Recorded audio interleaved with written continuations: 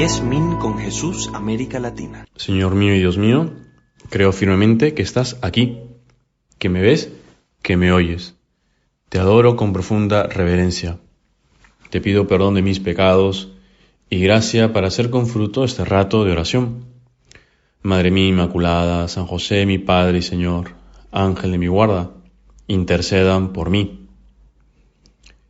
Cada vez está más cerca la Semana Santa. Esos misterios centrales de nuestra fe, la pasión, muerte y resurrección de Cristo. Y vemos cómo poco a poco en las lecturas del Evangelio encontramos que Jesús hace muchas referencias a su Padre, a Dios Padre. Y pensaba en una cosa que me sucedió hace poco, que estaba en una biblioteca y me encontré con un libro, era una zona de una biblioteca donde estaban las nuevas adquisiciones. Y entonces pues me llamó la atención el título de un libro que está en italiano y decía así: Anche Dio si arrabbia. También Dios se enfada, se molesta. Y me llamó la atención porque pensar que Dios también se molesta. Y en el subtítulo de este libro decía: la ira y el juicio divinos como modos extremos de amar. Y es que me llamó la atención este título porque está relacionado con una pregunta que muchos jóvenes me hacen, y es: ¿por qué Dios en el Antiguo Testamento está siempre molesto? Y parece que es cierto, ¿no? Porque vemos que Dios quiere destruir ciudades, quiere castigar al pueblo de Israel y se levanta en su ira, ¿no? Y luego viene Moisés, Abraham, distintos personajes que le dicen: Señor, no, cálmate, no lo hagas, ¿no? Y ten piedad de ellos, ten compasión de ellos. Y entonces vemos cómo Jesús nos muestra el rostro del Padre.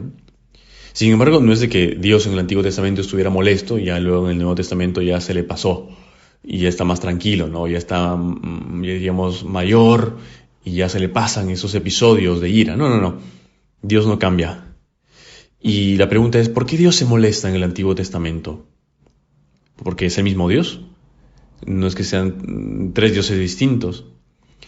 A Dios le molesta la dureza de corazón de los hombres.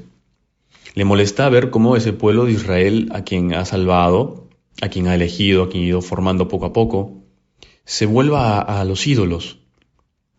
Y esto podríamos decir que es lo que a Dios le duele.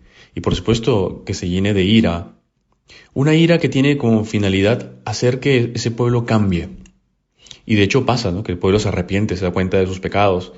A veces Dios pues los suelta un poquito, los zamaquea, para que aprendan un poco lo que es valorar el amor de Dios. Por eso, hace unos días escuchábamos esa parábola del hijo pródigo, en la que tú, Señor, nos das una imagen del amor del Padre, porque el Padre de la parábola es Dios, es ese Dios del Antiguo Testamento. Y solo así podemos entender este pasaje de la misa de hoy, miércoles de Cuaresma, un pasaje bastante largo, no lo vamos a leer todo. El Señor está allí con los judíos, probablemente fariseos, que lo ponen a prueba. El Señor empieza diciendo: mi Padre sigue actuando y yo también actúo. Podemos decir: bueno, qué palabras tan bonitas. Pero no, esto hace que los judíos se molesten, se llenen de ira. Nos dice que tenían ganas de matarlo, porque no solo quebrantaba el sábado, sino también llamaba a Dios Padre suyo, haciéndose igual a Dios. Mi Padre sigue actuando y yo también actúo. Y estas palabras tuyas, Señor, tienen relevancia y vigencia hoy en día. Y uno puede preguntarse: ¿pero cómo, Señor, si has dejado que le pase esto a mi hijo, a mis padres, o hay esta guerra? Y todos esos eventos, el dolor, la muerte, las guerras, el mal que vemos en el mundo, nos pueden llevar a preguntar, a cuestionarnos sobre si Dios realmente actúa. ¿No será que Dios ya se haya cansado de nosotros? Y la verdad es que no. Pero tú, Señor, respetas nuestra libertad. Aunque incluso podamos hacer mal uso de esa libertad, que es lo que vemos. El mal es un mal uso de la libertad. es no hacer el bien para el que estamos hechos. Entonces, Dios realmente sí está actuando. Porque así como vemos ese mal en el mundo, también hay mucho bien en el mundo. Lo que pasa es que muchas veces el bien no vende, ¿verdad? No se le da mucha publicidad. Más publicidad tienen, pues, hechos delictuosos, ¿no? Pero hay mucha gente que hace el bien. Hay muchas personas que hacen el bien. Tú y yo, ahora que estamos rezando, que estamos elevando nuestra alma a Dios de nuestra pobre existencia terrena, estamos haciendo mucho. Es esa iglesia que reza. Seguramente aquí, los que estamos escuchando estos 10 minutos con Jesús, somos gente de muchas edades, hombres y mujeres de muchos países, que en distintos momentos le hemos puesto play a este audio en las distintas plataformas. Pues no es únicamente play, no es únicamente una app o un programa que de pronto se activa. No. Se activa nuestra alma. Y nos apartamos un poquito, aunque podamos estar en medio de la calle, en nuestra habitación, donde sea, escuchando este audio que nos ayuda a hablar con Dios, a que nuestra alma tenga este contacto con ese Dios que está en lo íntimo de nuestro corazón, y nuestra alma en gracia. Pero que incluso aunque no estemos en gracia de Dios, también nos escucha y que nos dice, pues hijo mío, hija mía, vuelve a mí como el hijo pródigo. Sabes que yo nunca me canso de perdonar. Tú no te canses de pedir perdón.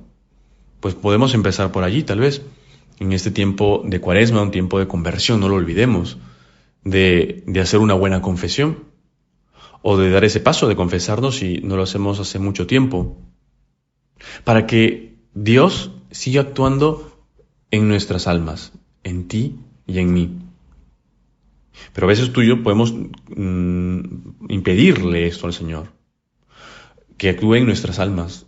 Por eso pensemos qué barreras hay entre tú y Dios. ¿Qué barreras hay?